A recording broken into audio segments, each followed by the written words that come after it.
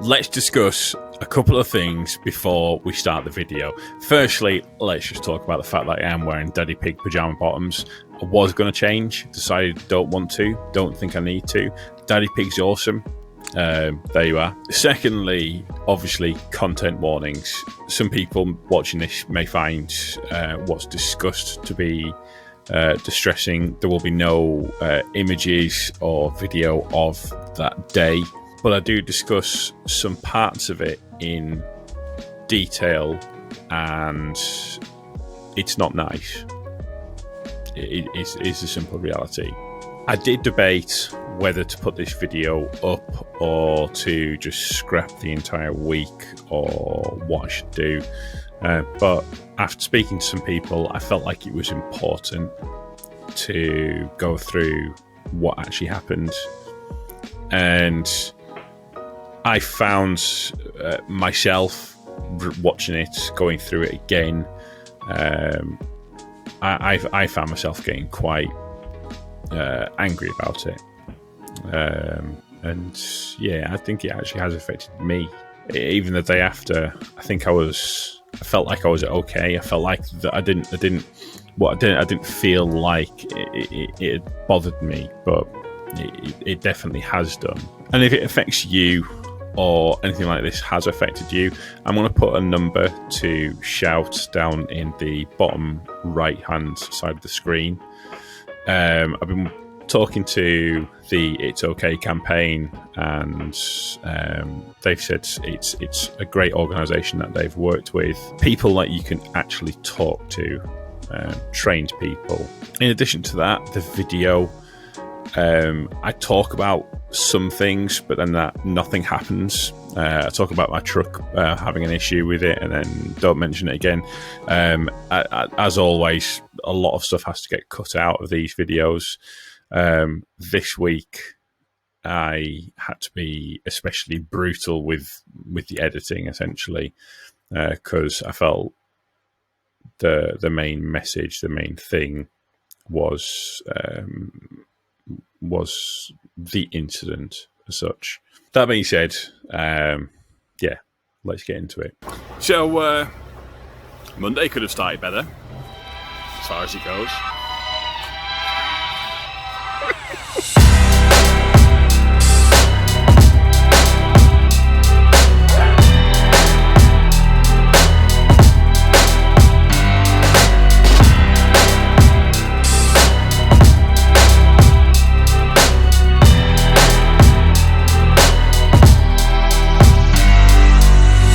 I am Big Daddy.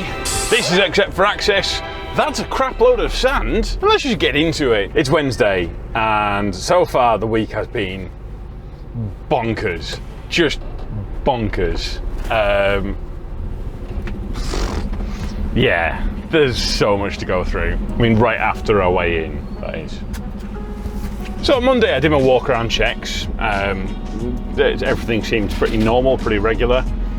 And I listened for any air leaks or anything like that, like you do. And I set off, and I just noticed that the truck hadn't self-leveled. And I didn't really think much of it, so I pressed the self-level button, and I continued on, and looked down, and it still hadn't self-leveled. Well, that was a bit odd. Well, I'll stop. And I'll try it. So I pulled into a lay-by, tried it out, and yeah, sure enough, it wasn't self-leveling. It wasn't going up. And I pressed it down. It went down, but it wouldn't go back up again. I was thinking, oh right, well, something's off here. I tried fiddling with it for a while, and to no avail. Yeah, we couldn't figure out what the issue was. So yeah, we called Mercedes out, and I had a look at it for a little while. Plugged his computer in. He says, yeah, compressor's gone. Oh dear. So the truck went off up to Carlisle, to Mercedes, to go and get checked out. My boss started having a look into sourcing another vehicle. And then that evening, on Monday evening, turns out there was a blown airbag that neither me nor the engineer had spotted. There was no apparent, you couldn't hear any noise escaping from it. Wasn't like an air, I've had air leaks previously. This you couldn't hear, it was completely silent. I don't know if that means it was quite big. That doesn't make any sense either. I don't know, but either way, me nor the mechanic had clocked onto it. So anyways, I got the truck back and repacked all my stuff. Oh yeah, I had to unpack my truck completely. Like literally everything came out because I was under the impression I wasn't getting it back. That was a pain. And I managed to get back on the road, started about 1 o'clock yesterday afternoon. Now I was expecting to be working late into the evening, thinking I've started at 1 o'clock. I figured I'd work until like 9 or something like that. Not too late. I started getting a bit drowsy after 9, and I didn't particularly fancy driving like that. As it turns out though, the site that I was going to collect from this morning shut at 5:30, and I wasn't going to arrive until like 6 o'clock. So turns out I had an early evening regardless. And that's where things just went, yeah, bizarre, bonkers. Yeah, surreal is about probably the best words I could use for it. Now, if I'm honest, I actually asked a few other people about this story and whether I should tell it,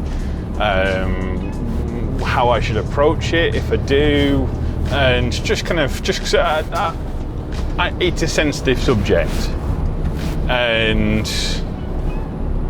yeah, it's a sensitive subject. I'm also going to be a bit vague with times and places and stuff like that for reasons that'll become clear as I talk about it. I was on the phone to Chris, Trucking Chris, one of the other YouTubers, and I was discussing a problem with the truck, which I'll go into later. Oh, that's something else as well. But midway through a sentence, I spotted a lad sat on a bridge, kind of between the hard shoulder and lane 1, just sat on a bridge with two, like, very visibly, like, officers talking to him. And as the traffic was still flowing, I figured this is literally just starting to happen, like, right now. This is a very clearly active situation. And as a tipper driver, I've got what's often referred to as a soft top. Basically, it's like a kind of canvas. It's just a material on the top. So as I was coming up to it, I said to Chris, I'm gonna have to go. And I felt like I needed to do something. Because although I know it wouldn't have probably killed him, it's a hell of a long way to drop that. I mean, it'll be a good 20 foot up, and yeah, it wasn't pretty that like. So I did the only thing I could think of doing, which is basically stopping directly underneath him with the trailer and put my hazards on. I knew that the police would be shutting the motorway down. If it hadn't already been shut behind me, I knew it would have been, but regardless, I thought my truck there would be the best place for it, in case, you know, the worst happened. So anyways, I got out of the truck and I came up, I walked up the other side of the bridge, up the embankment on the top, and kind of just appeared to these police and explained what I'd done. And yeah, so I just kind of sat with the police for an hour and a half or something. And obviously a negotiator came out, they told the lad down. They were absolutely just awesome, like properly just, it was like watching some kind of like movie or something, just how professional they were, just proper, just amazing to see. But as I sat there, people were doing their usual thing of like gawking out the window, and there was a couple of van drivers went past shouting. One of them very audibly shouting, "Just push the fucker off." And that's probably one of the most disgustingly inhumane things I've ever heard in real life. Obviously, you know, there's dark humour, there's, you know, I think we all tell jokes in certain ways to deal with situations, and it's a coping mechanism. But to shout that so they could hear is just astonishing. See, the thing is though, this guy wasn't shouting at a man on a bridge about to jump off. This was a 14-year-old child on this ledge. I just want that really to sink into people. A 14-year-old child, and this guy was shouting that. And honestly, it's a disgrace. It's just simply, it's a disgrace. And I know that I try to kind of, I know I come across like I try to be reserved, and I do hold back on some things. But if by some chance you watch this video, f you, you're a piece of shit. That's honestly, you're a fucking piece of shit. Shouting that at a 14-year-old child. The reality is, we all hear about these people who are jumping off bridges. We don't know anything about their situation. We don't know how they're living. We don't know what their life's like. We don't even know if in this situation, this child, this 14-year-old, was intending to kill themselves, or if they were using it as a cry for attention. The simple reality is though, if your life has come to a point where that's how you feel like you can take control, something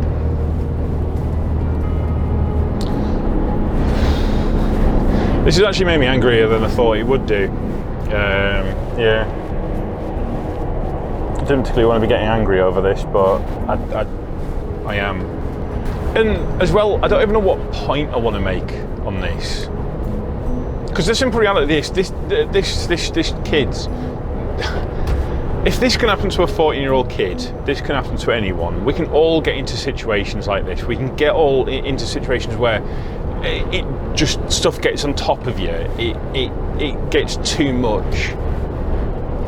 I've been there, not to the extreme that he's been there, but you know, it's something that it can happen to all of us.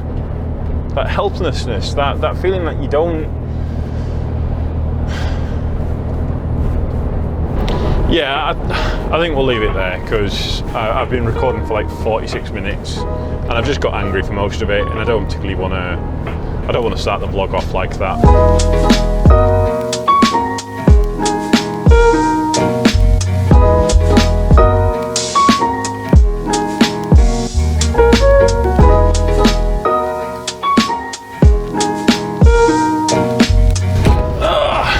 Let's see if we can get out of here. It's a bit of a bugger. It's not too bad getting in, but getting back out again, because that front trailer axle lifts up. I can't back down. Yeah. See if I can even bloody set off without it slipping out.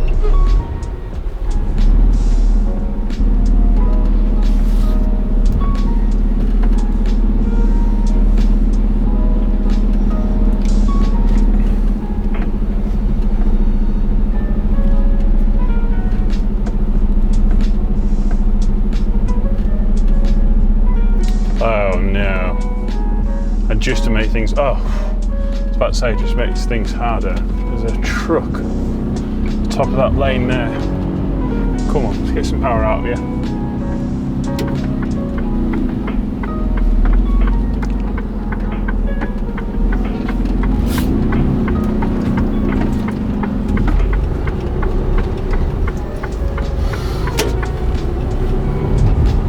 Come on round. All I've had on since yesterday is just different types of sand. Before starting this job, I never knew how many types of sand there were. It's bonkers, the amount of sand. It's not even just that at this mine they have this type of sand, and at this place they've got this type of sand. Like, the same place can have like 5 or 6 different types of sand with different colours and all sorts. As an example, there is what they call equestrian sand, and there's a lot of different quarries that do it, and it's sand for horses. I understand the fact that maybe like the bigger bits are good for putting the blocks down, and then maybe the smaller bits are better for like maybe pointing. But what makes horse sand? Like, what characteristics does it need to have to be good for a horse? I mean, it must have some kind of properties, like, because when you go into some sand quarries and you ask for, well, I usually ask for horse sand because of course I do.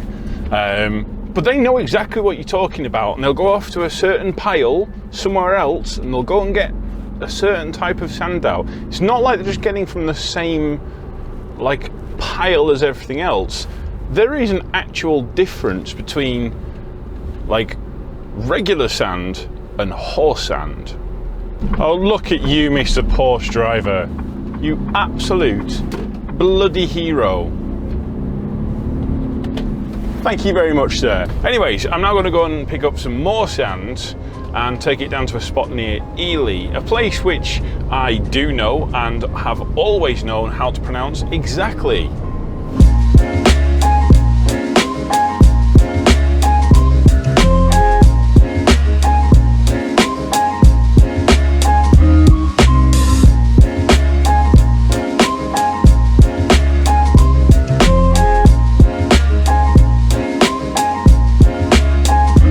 Yeah, this vlog's not going to be very happy and jolly. I had a plan for the vlog. I knew what I wanted to talk about. I was going to talk about loading this week again. I'm just going to go into some of the intricacies, and I think I might have left a couple of scenes in with it, but yeah, the vlog just hasn't ended up where I expected it to be. And at this moment in time, normally I have a bit of a plan in my head of how it's all going to be, and I've got scenes in my head and stuff like that. It's just a jumbled mess of chaos at the moment. I think that's partly down to how it's kind of like the events of this week made me feel. I mean, guess it is about mental health, showing that, you know, these things affect all of us in different ways and stuff like that. Oh, stop blathering, Tom, and just get on with it. You may as well just say what you need to. Why is it I feel more comfortable talking to the camera than I do actual human beings? Maybe that is the point of this week. Maybe maybe that is the point. I don't know. Maybe the point of this week is talking to people. Some of which I've literally just admitted I'm incapable of doing. I prefer to talk to a camera by myself. Yeah. I'm a mess of a human being. So we're going to go a little bit off track, and we're going to talk about touchy-feely stuff, and we're going to talk about my feelings. Yeah, I can already feel the people unsubscribing. Since recording on Tuesday, and I don't know how I'm going to piece all this together. Did I record on Tuesday? No, it was Wednesday. Whatever day I recorded when I first told the story about the kid on the bridge and whatever like that. Anyways, since recording, things have developed, we'll say. I thought this was just going to be a story that I told to you guys, and it was just going to be a private thing. I even think I said something about I'll try and keep it discreet. That's gone out the window. So a passing van took a picture of my truck underneath the bridge, which, despite somehow being white and not that obvious, people clicked somehow and it became obvious that it was me. And so I put an Instagram post out, and I've said, yep, it is me, that was me, that did all of that. And then the newspapers started picking it up, which one of them, as of recording this, is the Manchester Evening News, which is not a small newspaper. I'm pretty sure they've got over 1 million readers. It's like quite a big newspaper, and on it they've got, and I'm sure I'll post it. I'll put a picture of it up. I might even put it on the thumbnail. I don't know, but it says, "Hero driver saves boy's life or saves this person's life," and there were even comments that said that I was instrumental in talking him over the ledge and getting him back over and doing all of this sort of thing. I just want to reiterate with people, all I did was park a truck under a bridge. That's it. You know them films where the heroes, they all work together and they save the day, and then they come out and like the mayor or whatever like that comes out and they take all of the glory, and they're the ones that have saved the day single-handedly. I feel like that person, a fraud. I can't help shake the feeling that I understand that I did do something, and yes, I understand that other drivers drove past and didn't do something, but the thing that I did was very small. And some people have said, well, it's the police, that's their job, it's their job to be doing that, they're paid to do that. But then I don't, does that, because you're getting paid to do something, does that detract from what you do? By that same point, does that mean that our armed forces who go out there and put their lives on the line because they're getting paid for it, does that detract from what they do? Does it detract from a fireman who runs into a burning building to go and save someone's life? No. Just because someone's getting paid to do something, I don't think that does detract from what they've done. And yet, all the articles that I read all say about me and what I did, and none of them say about the police and how they were absolutely incredible, just absolutely unbelievable. And alongside that, I also feel like it's detracted from the whole point of why I was wanting to like kind of talk about this. And I'll be honest with you, I'm gonna have to go and review what I actually said in the first scene, because as I think I might have put in, I ranted for like a solid 45 minutes basically, and I think I got way off topic. But the point being, it was supposed to be about mental health and like looking after one another and actually kind of taking care and, you know, just being half decent human beings. So that being said, is it selfish of me to be taking away a feel-good story, something that makes people have faith in other people, knowing that there are people who will stop and help? I have to say, I'm conflicted. I am just conflicted on the whole thing. I don't really know where I stand with it. I don't really know. I just don't know. I've started recording this, and I don't actually know where I was going to go with it. I don't know what point I was trying to make. I don't know. I just don't know. I've started recording without any direction, without kind of knowing really what I was going to talk about. I think I just wanted to rant.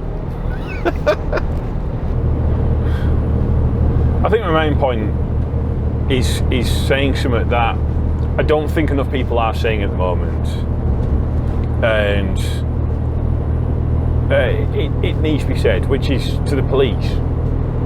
Thank you. You're absolutely incredible. The work that you do is invaluable. It feels like we've lost all respect for the work that these people, and they are people, are doing. And they're incredible. Yes, they're getting paid for it, but they're getting paid to put their lives on the line. And I think that the work that they do, just because they're getting paid for it, because they're in a uniform, because they're an authority, that should not detract from what they do. But I can't help but feel just pride knowing that they're there doing what they do. And honestly, it makes me feel proud to be British, knowing that they're there. So, thank you. Yeah, thank you.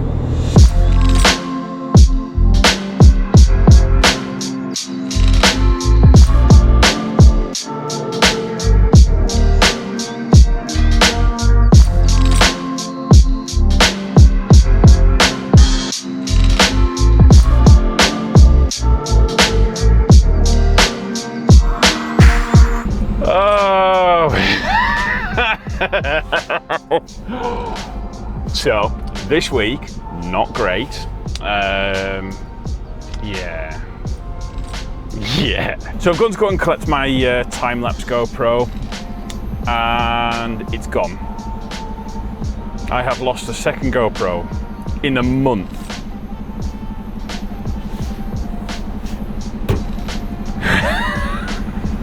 This week. Oh my God. Yeah, by the way, Patreon, that's a thing. Please, for the love of God.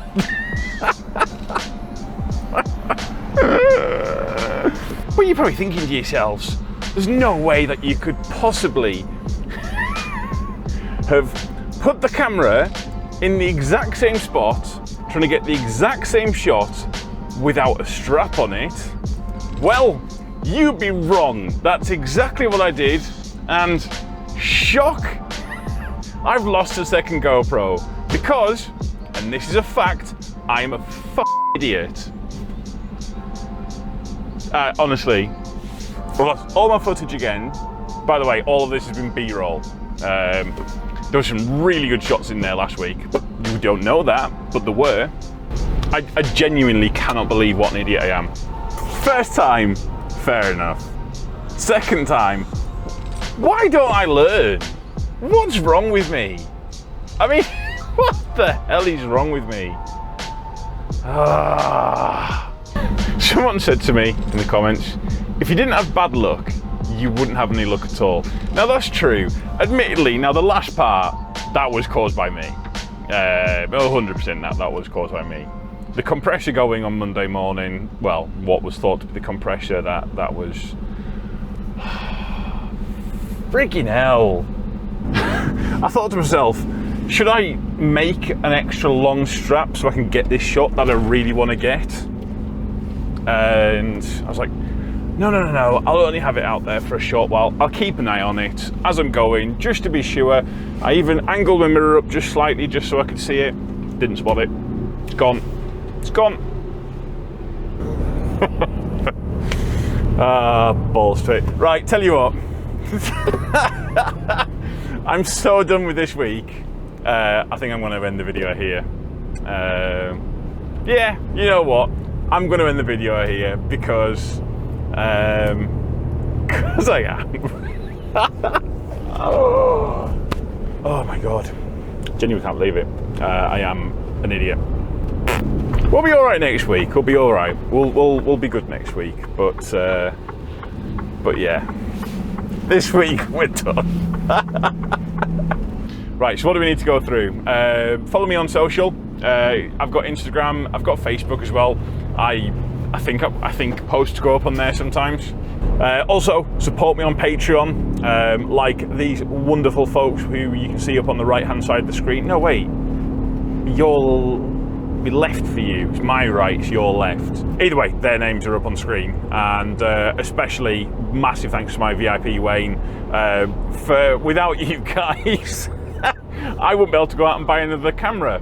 Well, in fairness, if it wasn't for me being an idiot, I wouldn't have to go out and buy a new camera. If you can and you are willing to support me on Patreon, there are some pretty good perks. You get early access to the videos, nearly a week early.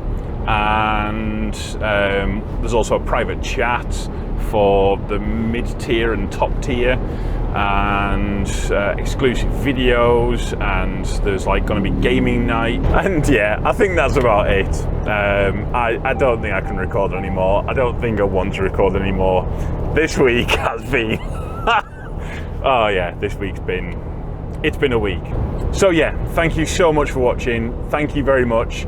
Massive thank you to Cheshire Police for being just amazing human beings. And yeah, We will see you next week.